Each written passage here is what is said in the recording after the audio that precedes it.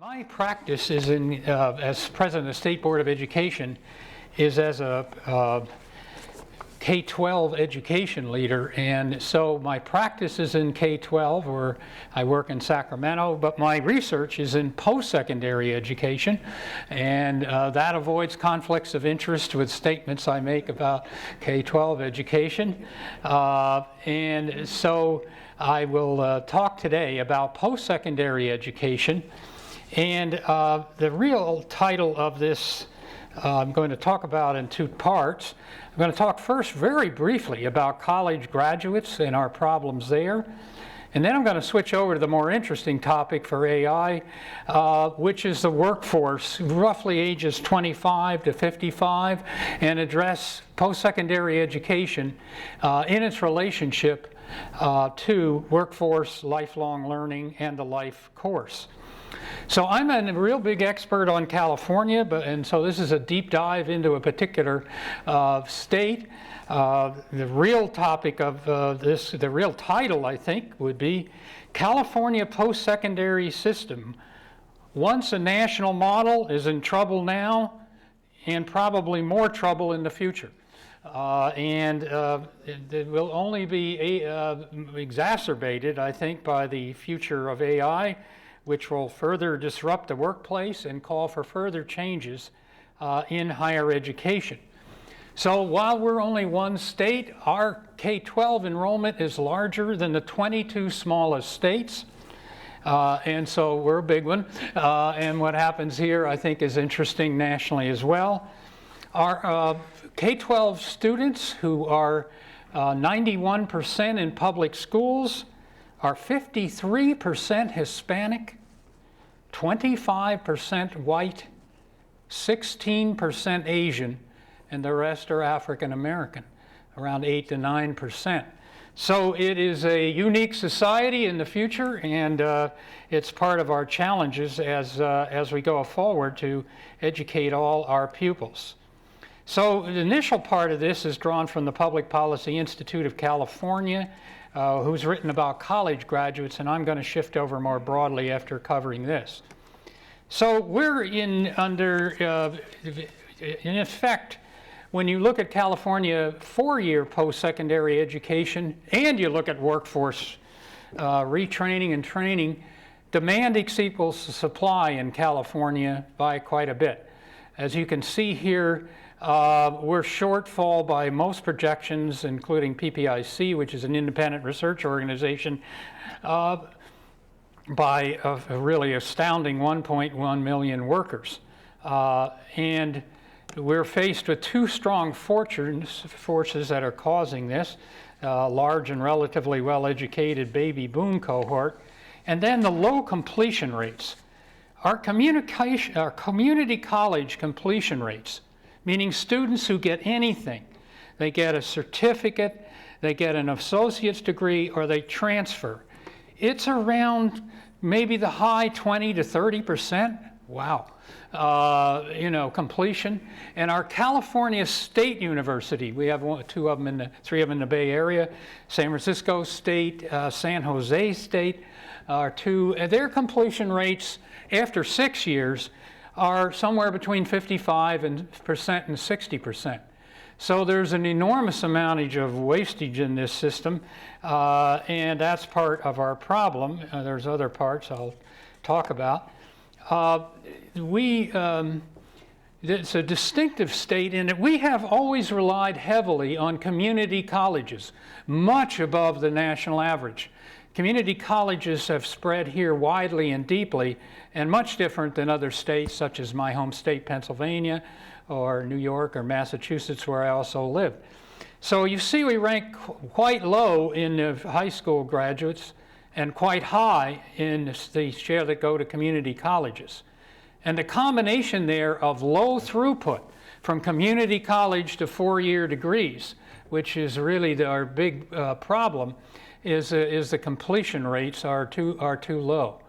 Our recent estimates are the amount of remediation work needed for students who go from high school to community college is somewhere around 70% plus for those students. So community colleges, remember, they admit the top 100%, and so that's a very different system than you see in other colleges. But this system is really needing change. We have outstanding state leadership now, and we are making progress, but it's not at this point fast enough. So the green line there is the projected needed college graduates in California as we go up from 2029 to 2030. And the flat line is the yellow line, which is what our current projections are at this case. The California State University turns away tens of thousands of students. San Jose State had 50,000 applicants, took 20,000.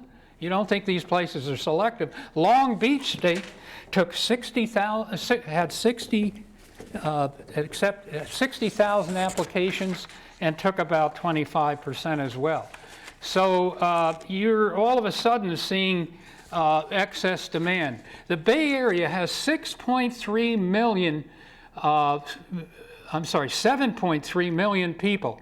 It has 3 comprehensive Cal States, one in San Francisco, one in San Jose, and one in Hayward. Try and get there at 5 o'clock at night if you're a working student. You know, from here to San Jose, it's an hour and 40-minute grind. So we don't really have a spatial distribution. We don't use much branch campuses and things of that sort. So closing the skills gap, this is in terms of 4-year education, is possible, but the increases in enrollment and completion are both essential. Improving the graduation rates are the most efficient approach, particularly improving remediation work, which we're working on. The actual high school system is now producing, as I'll show you in another slide, many more students eligible for 4-year colleges. They've taken the right courses and got the right grades and can be admitted. So we're turning down qualified students, and we just don't increase enough the supply. And the transfer pathways. The California system is organized in 3 systems, the University of California, Cal State, and the community colleges, and those are deeply post-holed and isolated. And if you want to transfer in psychology, sometimes your community college courses won't be accepted at the psychology department at the 4-year college. It's pretty in that regard, and the students in community college often don't really take the right courses to transfer. The induction into community colleges is really a morning where you sign up for classes when you start as a freshman. So we need to make some strategic investments. We don't use branch campuses. We have some small campuses, but UC, there's no, UC out there. Mini UC. I'm from Pennsylvania. I come from a county called Berks County, 440,000 people. We have a full branch of Penn State called Penn State Berks County, and the CSU as well. So we've into this, old model, it seems to me, and it's not going to be nearly sufficient as we move forward. So that's the good news about 4-year education. Let me turn now to the primary work that I want to talk about today, which is my new book, which is New Pathways to Lifelong Learning and Work and Prosperity for the Bay Area. So I'm now deep diving, if you will, into the 7-county Bay Area. So I'm a believer in regional studies and very few of these in higher education. So I look at the entire spectrum of institutions in the Bay Area and the growing needs and the mismatches in that regard. And I have co-published, I should say, 2 books on the recent one. First one by Stanford University Press, as you can see, Remaking College. But the interesting part of this title, which is what I really specialize on, The Changing Ecology of Higher Education. There are about 6,000 institutions of higher ed in the United States. In the 7-county Bay Area, There are 350 institutions of post-secondary ed, 33 of which are public. The rest are all non-public. Who even knows that? I'll come back to this title. And so then higher education in the Silicon Valley, recently published by Johns Hopkins Press, Connected but Conflicted, and that's a lot of what I'll talk from at this point in that regard. So you're talking about ecosystems, I'll call it ecology, and my ecology is the institutions of post-secondary education. So there's a paradox of two regional problems here in the Bay Area. Now we're back to the San Francisco Bay Area. Chronic shortage of high-skilled workers, and this is particular in the fields that Woody Powell talked about today and the other high-growth fields. And a lot of it is reskilling people who already have pretty good education. And one of my recurrent themes is the 1960 California Master Plan. Let me repeat, the Master Plan for Higher Education was passed in 1960 and has not been changed significantly since then. Lots happened since 1960, and you would have thought that this sophisticated state would have done some major overhauls. The answer, no. The workforce training, ages 25 to 55, is only passingly mentioned in a 1960 master plan. So with AI, and other things, we're already needing all this reskilling, and you don't have a plan or a strategy to do this. And then this causes then bottlenecks for the ambitious. All of the programs that are high growth, for example, that we looked at the whole system as well, healthcare. We looked in depth at business, computer science, STEM, biotech, and artificial intelligence. All of these programs, for example, at the Cal State University are, quote, impacted. That means they can take no more students or transfer students, or very few. You go down to Long Beach, which is the headquarters of Cal State, they declare you impacted, and you freeze the enrollment of your department, even though the demand is pushing on this limited supply. The University of California also is highly limited in this. The master plan hasn't really looked at this. Even in business, you can get in sometimes to San Jose State or Cal State Long Beach, but you can't get your major. So the business school is very hard to get into. You know, if you want to study German, they're open. But if you want to take business administration, then that's very, very competitive. So there's competition within these areas as we move along. Now, the way we have partly solved this in the Silicon Valley is using people from out of the country. If you look at these numbers, you'll see here that we're the highest use of foreign-born compared to in-state born of any of these major economies. Compare us to Southern California, just staying within our own state here. And look at Boston, which was featured this morning, compared to us. So we've been making up for this by the open borders and importing labor from other countries. Well, we don't have to talk about the future of that. That is in your papers every day, and I'll leave you to speculate on that. But that's certainly not likely to continue. We need to educate people that are here. And in the Bay Area with our housing costs, transporting people and getting them into $2 million houses is going to be increasingly difficult. We have a huge labor force in East San Jose, largely Hispanic. We could be doing a lot more with that, and we are doing more in somewhat of K12. Now, this is my K12 point. We're actually doing better. If you look at the top line here is the academic eligible for a 4-year college. You have to have taken all the right courses and got a B minus or better. So you can see that rising. We've been closing the achievement gap with Hispanics and African Americans. Here, at the lower lines are the capacity of the 4-year public schools in California. I'm back now to 4-year. I'll shift back to workforce. And you can see that's relatively flat. So we're getting we're doing a better job in K12 education. There's no doubt about that. The increases are really substantial. There's no place to put them in the post-secondary system. So it's sort of your worst nightmare. You succeed and there's no place to put them.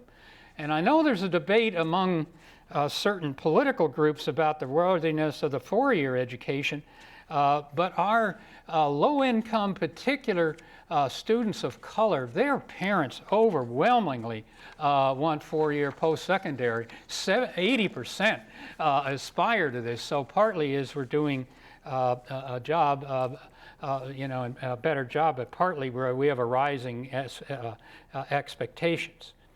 Let me now shift over to workforce for the remainder of the talk. And these are basically adults 25 to 55, the area not covered by our master plan.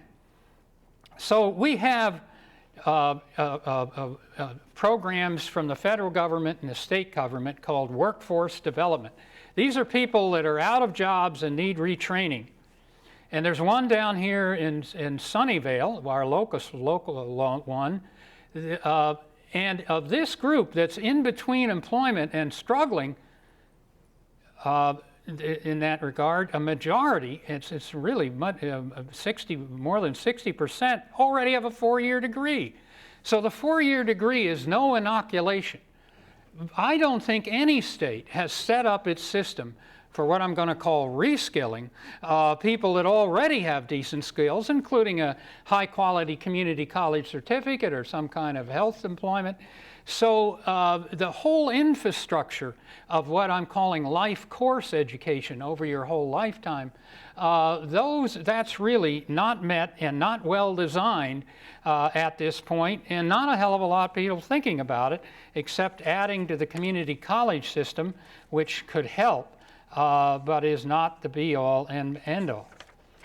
Okay, let's take a closer look. Now we're talking about this is the unknown ecosystem of higher education, at least in California. So, I repeat, there are over 350 institutions in the region. Now, who are these? Well, some of them are for profit, and there used to be 375, and now the 25 went out of business, so I'm down to 350, and there's still a lot of for-profit. Various kinds of institutions. There's a place called Northwest Tech. They're somewhere off the freeway near Hayward. I find these as I'll indicate on websites.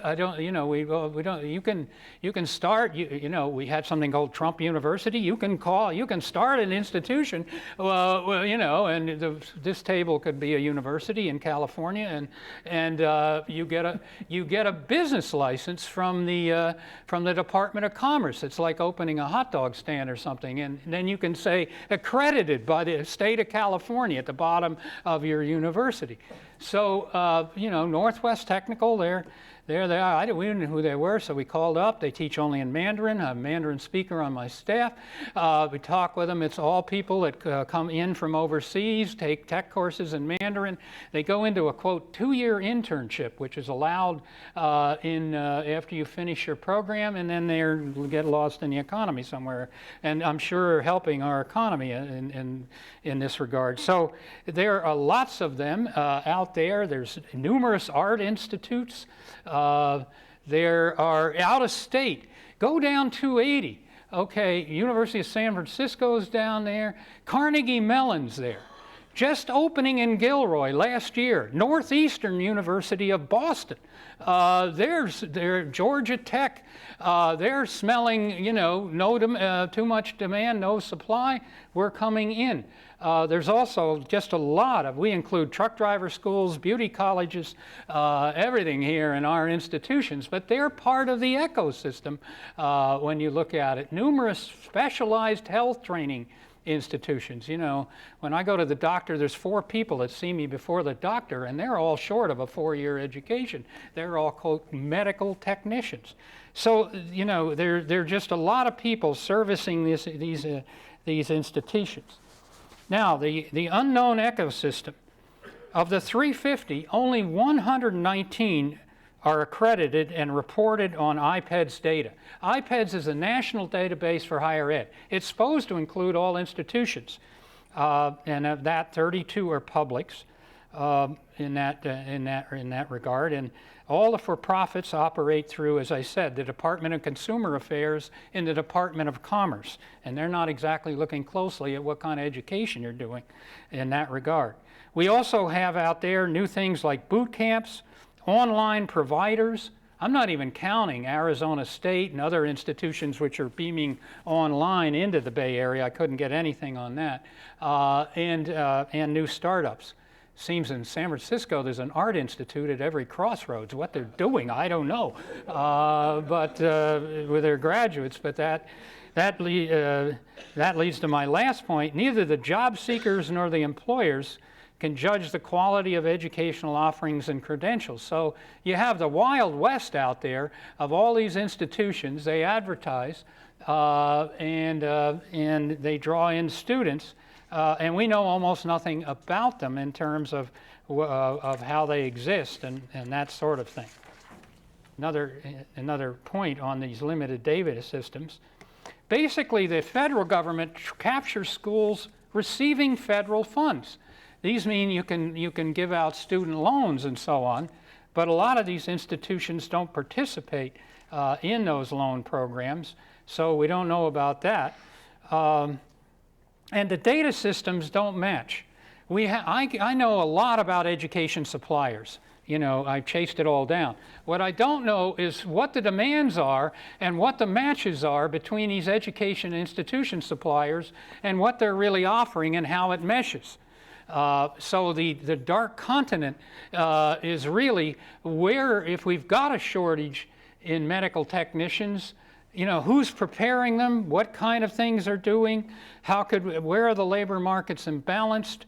Nobody really is looking at this very deeply. LinkedIn is, for example, expanding, and they have these big ambitions, but they're still way up in the line in terms of more sophisticated education programs than what I'm looking. When AI hits the truck drivers, I don't think those truck drivers are in LinkedIn, and so that area, if you look at the total economy, you're going to find that as a problem. So we need a data revolution in higher education, and it's a new data ecosystem for lifelong learning. Who are the suppliers, and where's the demand, and how is it balancing, and how is it changing? Now, Stanford, I have a new title. I'm called Research Associate of Stanford Flow. Okay, Stanford Flow is Futures of Learning, Occupations, and Work.